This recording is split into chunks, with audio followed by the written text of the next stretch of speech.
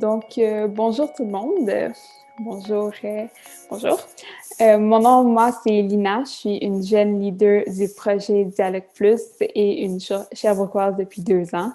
Je vous souhaite la bienvenue à ce podcast aujourd'hui qui s'est donné comme mission d'aborder des sujets qui touchent la richesse, la diversité culturelle avec des invités issus de différents milieux culturels.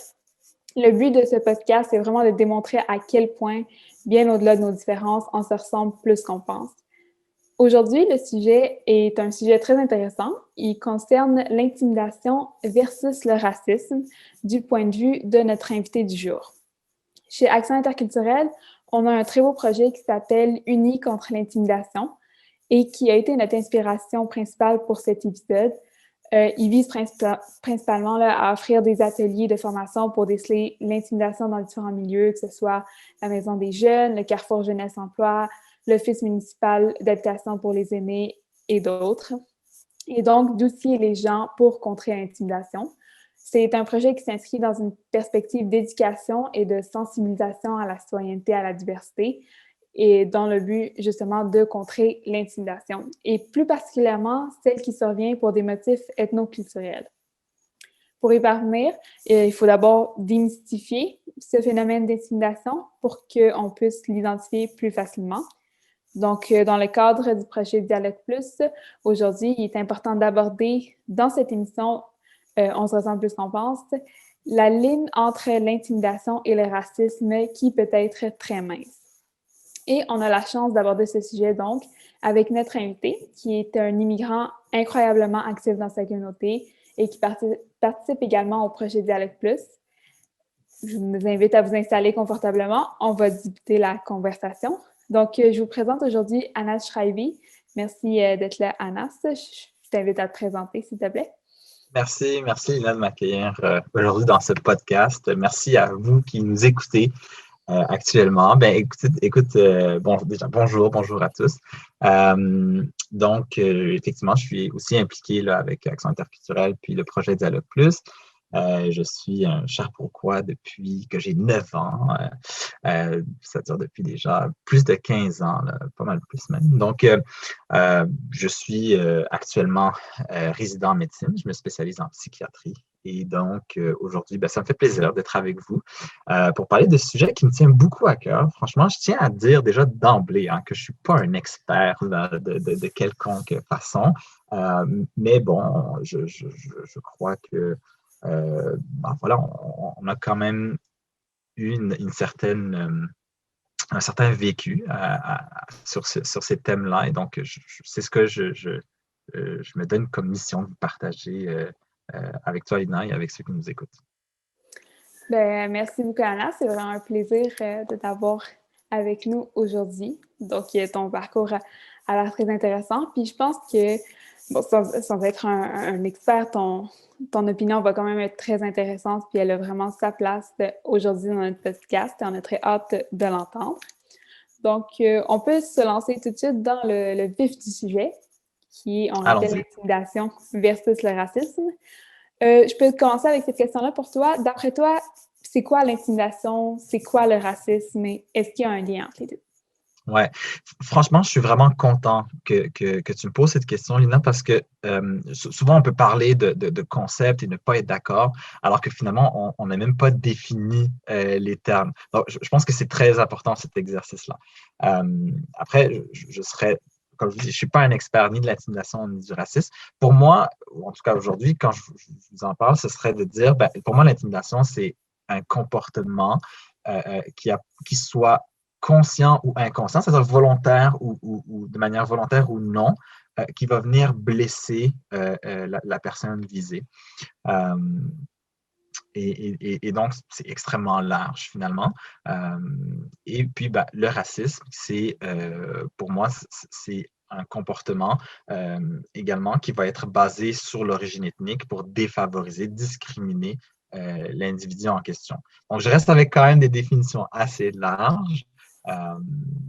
Mais voilà. D'accord, merci. Et est-ce que tu vois un lien entre les deux, entre intimidation et racisme? Est-ce que c'est interlié pour toi? Absolument, absolument. L'un peut exister sans l'autre, évidemment. Mais il y a certaines, je veux dire, il y a beaucoup, le racisme, pour moi, est probablement, par définition, une forme d'intimidation. C'est-à-dire, c'est extrêmement blessant. C'est des comportements qui viennent toucher de manière assez profonde. Donc, l'intimidation, pour moi, n'est pas nécessairement du racisme. Après, je serais très curieux de savoir ce que tu en penses, mais pour moi, l'intimidation n'est pas nécessairement du racisme, mais pour moi, quand même, le racisme, c'est, en tout cas, dans ma compréhension, c'est pas mal de l'intimidation, là. Et donc, voilà. Puis je pense d'ailleurs que puis on pourra parler de nos vécus personnels, mais je pense quand même que l'intimidation, quand elle est basée sur l'origine ethnique de la personne, c'est d'autant plus blessant. Ouais, ben, c'est super intéressant. Je pense que je suis quand même d'accord avec toi, avec la majorité de ce que tu dis, là, que l'intimidation peut définitivement être liée avec le racisme, surtout quand on parle d'intimidation basée sur l'ethnicité. Après, ça peut être basé sur plein d'autres choses, le sexe, l'orientation, etc. Absolument. Mais je pense quand même que ça reste des concepts différents. Toute intimidation n'est pas raciste, mais je pense pas nécessairement que tout racisme est intimidation. Dans mon opinion personnelle, peut-être l'intimidation, c'est des gestes ou quelque chose de plus répétitif puis à plus long terme, alors que le racisme est peut-être plus un concept ou une préconception. Mais bon, je pense que ça reste que c'est très difficile à séparer. Puis c'est ça, donc je tiens à rappeler justement là, aux personnes qui nous écoutent, c'est vraiment deux concepts qui se mêlent facilement. Puis pour essayer de les démêler justement aujourd'hui, on va proposer une définition un peu plus précise de ce que peut être l'intimidation. Donc cette définition-là nous vient du ministère de la Famille du Québec. Et ça va comme suit. Ils définissent l'intimidation comme des comportements, des paroles ou des gestes qui sont volontaires ou non et répétitifs, exprimés directement ou indirectement, posés dans le but de nuire ou de faire du mal, et posés dans un contexte où les rapports de force sont inégaux entre deux ou plusieurs personnes, par exemple les relations de pouvoir ou de contrôle. Donc, je pense que ça va un peu avec ce que tu disais, puis ça reste quand même une définition large qui englobe beaucoup de choses, là. Absolument. Donc, sur ces définitions-là, on pourra passer à la seconde question, qui reste encore dans ton expérience personnelle, là. Toi, est-ce que dans ta vie, tu as vécu de l'intimidation ou du racisme, ou est-ce que tu en as été témoin? Et sous quelle forme était cette intimidation-là ou ce racisme? Comment tu les as vécus? Ouais, ouais. Ben, je m'ouvre à vous aujourd'hui. Oui, je pense qu'on en a tous vécu de l'intimidation sous différentes formes. Je pense probablement que la période de notre vie où on en vit le plus, c'est probablement en secondaire, parce que on croise toutes sortes de gens, on est tous plus ou moins matures. Donc, c'est sûr que c'est probablement la période de ma vie où on a pu en vivre le plus. L'intimidation surtout, qui assez fréquemment quand même était c'est-à-dire sur une connotation, sur la connotation raciale quand même. Puis comme je disais, franchement, c'est parmi les plus blessants, c'est quand il y avait cette connotation-là. Euh, donc, sous forme de mots le plus fréquemment, souvent de loin, pas de face à face. Euh, et, mais ce qui est commun, disons, le facteur commun, c'est la blessure. Tu sais, au final, tu sais, c'est ce qu'on vit là, tu sais, ça brasse là, quand même. Euh, puis ça blesse, puis ça laisse une marque, puis là, tu ne sais pas quoi faire avec. euh, fait, euh, je ne sais pas si ça répond à la question, mais c'est ce que je dirais. Ouais, ben, je pense que ça répond tout à fait à la question. Donc, merci pour ça. Puis, si on reprend ces expériences-là, si on parle de ta réaction, là, toi, comment tu as réagi à ça? Qu'est-ce que tu as fait dans ces situations-là et qu'est-ce qui explique les choix que tu as pris? C'est ça, on reste pris avec ça, quoi. Puis souvent, on n'en parle pas, souvent, il y a, bon, puis ça, c'est au secondaire, mais je veux dire, c'est parce que, bon, après, au secondaire, il y a toute cette, chez les adolescents, là, cette compétition de, déjà, premièrement, se définir soi, apprendre à se connaître, faire sa place à travers cette société qui est l'école secondaire et extrascolaire également. Fait que c'est extrêmement difficile. Puis là, ben, tu es pris avec ça, puis tu ne sais pas comment réagir.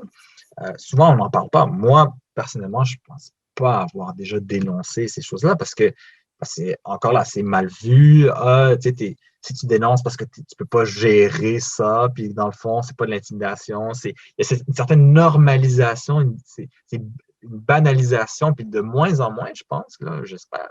Mais c'est de moins en moins banalisé, mais ça reste banal, puis les gens font subir ça ou subissent ça en se puis, ça reste, ben, c'est pas grave, alors que c'est tellement grave et on devrait tellement pas le tolérer. Euh, mais voilà, puis ben, de mon expérience personnelle, finalement, on ne fait pas grand-chose. Même mes parents, je pense que s'ils m'écoutent, ils vont l'apprendre pour la première. Je ne sais pas si je leur ai déjà dit euh, euh, qu'on a pu entendre ou recevoir des propos, rarement des gestes, là, c'est rarement jusqu'à la violence physique. Euh, mais, mais oui, c'est absolument. Puis finalement, on est pris avec ça. Mm, mm. Puis je dirais même, je donne beaucoup les exemples, puis j'essaie de me rappeler du secondaire, mais même dans mes dernières années, les formes d'intimidation, ça demande quand même un certain courage, que ce soit dans ma profession, dans le, c'est-à-dire à l'université ou quoi que ce soit. Je pense que c'est moins fréquent, mais il y en a. Puis moi, j'ai déjà eu un événement où ce que finalement, je me suis dit, ben non, je tolère pas que moi, je vive ça. Puis j'ai vraiment pas le goût que d'autres gens vivent ça. Puis au final, je me dis, ben, je sais pas ce que ça va porter, les fruits que ça va porter, mais au final, c'est tellement important de dénoncer. Puis je me dis, peut-être qu'au final, j'ai dénoncé pour rien. Des fois, je me dis ça, est-ce qu'on est en train. Puis justement, c'est ça, c'est cette banalisation-là qui est comme. C'est tellement banal qu'on se dit, mais peut-être que là, j'en fais trop. Est-ce que je ne suis pas en train de comme dramatiser le truc alors que le gars, il voulait juste. On va essayer de lui trouver des excuses. Alors que finalement, on ne devrait pas. Mais ouais, au final, je suis content de l'avoir fait parce que je me dis, moi, j'ai fait mon bout de chemin. Cette personne-là, elle va peut-être encore être un intimidateur. Puis à quelque part, il faut faire attention parce qu'il n'y a pas juste un intimidateur ou à quelque part, on peut tous être intimidateurs si on ne fait pas attention à ce que à la nature de nos mots, à leur portée, à la nature de notre comportement, puis comment est-ce que les gens peuvent percevoir ça. Je pense qu'il faut de plus en plus être sensibilisé à ce que je suis en train de faire, même si c'est bien intentionné, même si c'est juste pour niaiser, même si comment est-ce que la personne risque de le prendre, puis comment est-ce que qu'est-ce que je vais faire vivre à cette personne-là? Puis si on ne pense pas à ça, euh, un jour ou l'autre, on va tomber dans cette erreur-là. Puis c'est ça. Donc au final, ça pour dire que je parle beaucoup, mais au final, ça, je dirais que les fois que j'ai dénoncé, j'étais content de le faire a posteriori. Ben, c'est super intéressant ce que tu dis. Puis je pense peut-être pour faire du pouce sur tes derniers mots aussi, que ce soit l'intimidation ou le racisme, je pense dans les deux, chacun peut être à la fois dans la position de la victime et de celui qui perpétue l'intimidation ou le racisme. Donc, comme on peut tout à fait faire vivre de l'intimidation à quelqu'un par nos mots mal jugés ou même si c'est involontaire, des fois qu'on ne sait pas la portée que nos mots ou nos actions ont, je pense que c'est la même chose avec le racisme. On a tous nos biais implicites, nos préjugés, nos stéréotypes qui vont se transmettre par nos paroles, par nos gestes et qui inconsciemment vont refléter du racisme. Ouais. Puis tu sais, c'est tellement dur de se l'admettre ça. Le méchant dans l'histoire, là, on veut jamais que ce soit nous, puis c'est logique, là, on veut pas être le méchant dans l'histoire, puis mais dans le fond, c'est de dire, ben, peut-être qu'aujourd'hui, j'ai pas été méchant, mais ce truc-là que j'ai dit ou ce truc-là que j'ai fait, ça a été méchant. Oui, moi aussi, en tant qu'humain, je suis imparfait et je peux avoir dit ou fait quelque chose qui a blessé l'autre. Puis c'est tellement dur de se la mettre parce que c'est comme un énorme coup à l'ego puis à l'orgueil de dire comme ah, est-ce que j'ai été méchant? Tu sais? Mais je pense qu'il faut se poser la question au final de dire mais est-ce que là, ce que je viens de dire, ce que je viens de faire, n'a pas été basé sur l'origine ethnique? Est-ce que ça se peut que ça ait été d'une certaine forme de la discrimination? Est-ce que ça se peut que euh, puis je me dis, tu sais, au final, tu sais, pourquoi pas des fois demander, tu sais, vérifier avec cette personne-là, de dire, hey, ou parfois on va rarement, mais peut-être qu'on peut recevoir ce feedback-là de dire, hey, comme ça, genre, j'ai plus ou moins apprécié. C'est quoi notre attitude dans ce temps-là? Tu sais, est-ce qu'on se referme, on se bloque, puis tu sais, on sort nos défenses, là, puis non, non, non, non, non, il n'y a pas de racisme systémique au Québec. Tu sais? Ou est-ce que je suis en train tu sais, de me baquer ou est-ce que je me dis, attends un peu, je vais me remettre en question avant de dire que ce que j'ai fait, ça n'a pas été discriminatoire. Puis je pense que c'est une grande leçon. Ça demande beaucoup, beaucoup, beaucoup de patience, tu sais, puis Beaucoup de maturité.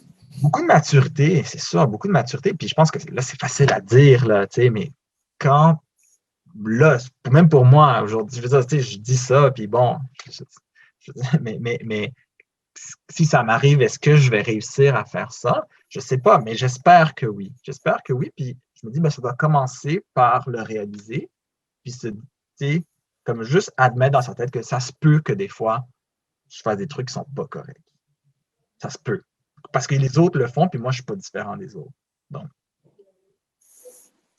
Mais merci beaucoup pour tout ce que tu as dit. Là, tout était vraiment intéressant.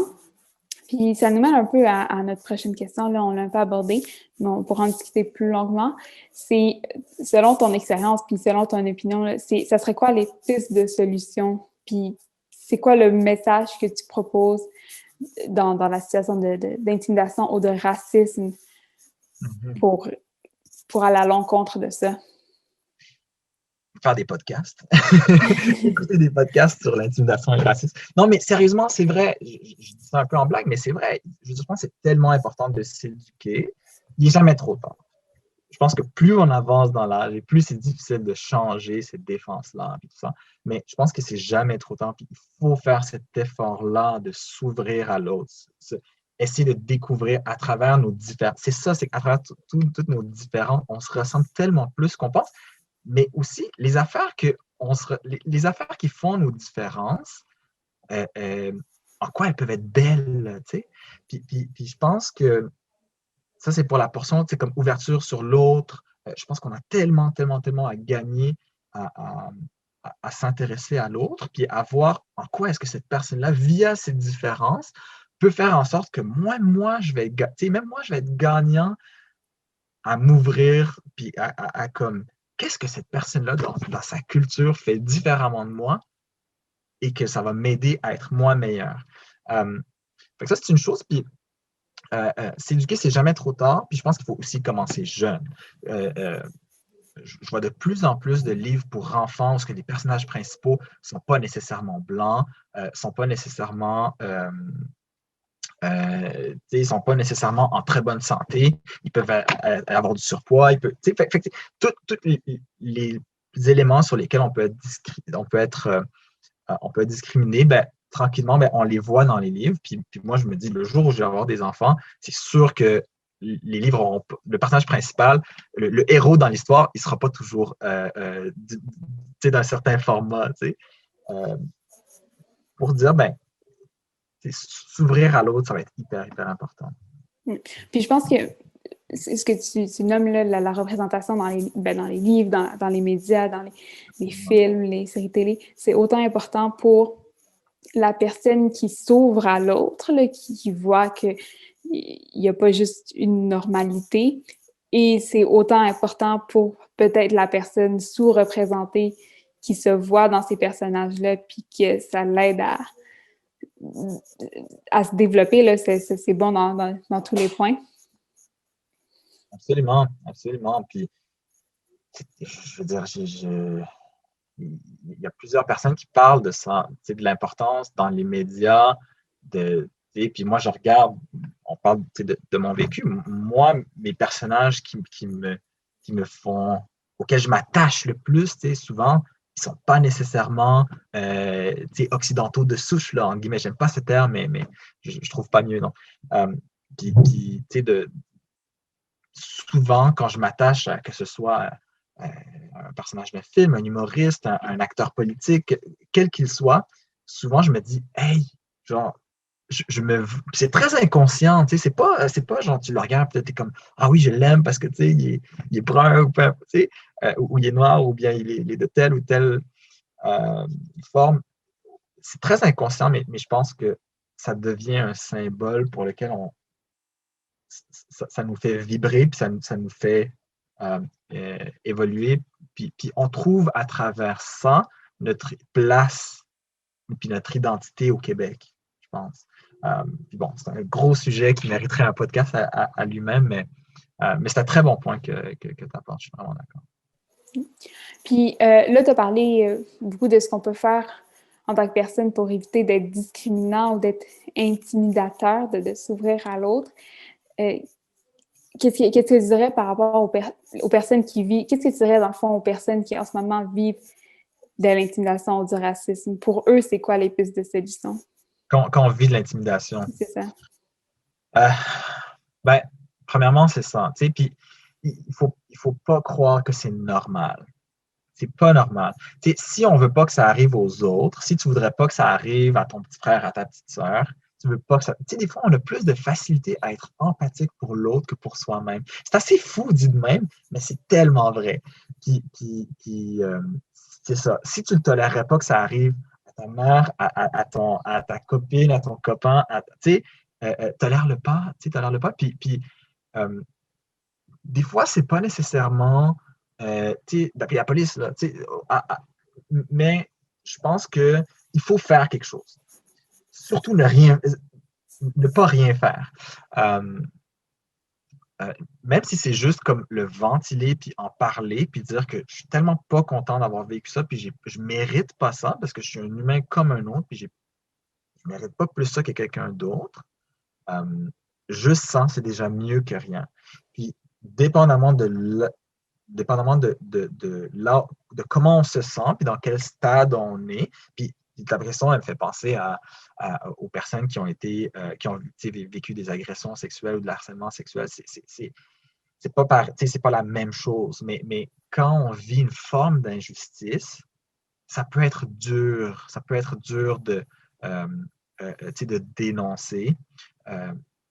Mais j'encouragerais vraiment, en tout cas, moi, je me dis, il ne faut pas ne rien faire. Idéalement, je pense que pour tranquillement faire changer les choses, il faut que certaines personnes, en tout cas, dénoncent ces choses-là. Je pense que si on a le courage puis l'énergie aussi de dénoncer ces choses-là, il faut le faire. Il faut le faire parce que c'est comme ça que les choses changent. Sinon, on fait juste se taire sur quelque chose qui est inacceptable et la chose, elle se poursuit. Je ne sais pas ce que tu en penses. Je suis très d'accord. Là, puis si on revient peut-être à notre définition de l'intimidation, là, souvent, justement, c'est des relations de pouvoir qui sont inégales. Là, et souvent, la personne ne se sent pas comme si elle pouvait faire face à l'intimidation, au racisme. Mais je pense qu'il ne faut pas oublier dans ce sens-là que tout le monde autour de toi, là, il ne veut pas que ça se passe non plus. Là, puis l'important, c'est vraiment de juste briser cette solitude-là, puis d'aller en parler, discuter avec quelqu'un, puis de ne pas rester seul avec cette intimidation, ce racisme vécu sans que tu cherches à t'ouvrir aux autres ou à changer la situation. Absolument, absolument. Je suis vraiment d'accord avec ça. Ben, écoute, merci beaucoup là, pour toute cette discussion. Ça a été vraiment très intéressant. Ça a été un plaisir de t'avoir comme invité aujourd'hui. Ben, merci, c'est un grand plaisir pour moi. Merci, Ada. Et merci à tous ceux qui nous écoutent. Évidemment, j'espère que tout le monde a eu autant de plaisir à écouter la discussion qu'on a eu à l'avoir. Donc, aujourd'hui, sur le sujet de l'intimidation et du racisme. Je vous invite évidemment à rester attentifs pour tous nos prochains épisodes et n'oubliez pas qu'on se ressemble beaucoup plus qu'on pense. Oui, merci. Merci, Merci. Lina. Puis je vais juste terminer en disant, ça se peut que vous n'ayez pas été d'accord avec ce qu'on a dit aujourd'hui, puis c'est correct. Dans ce cas-là, parlez-en, puis parlez-en avec votre entourage. Ça me ferait plaisir de vous croiser, puis comme essayer de faire mûrir cette réflexion-là, parce que c'est tellement important d'en parler, justement. Puis je pense que la plateforme aujourd'hui, c'est juste de commencer, puis de poursuivre cette réflexion-là. Je pense que c'est un très bon début pour contrer l'intimidation, de juste comment lancer la discussion sur ça. Donc, merci beaucoup tout le monde et à la prochaine. À la prochaine.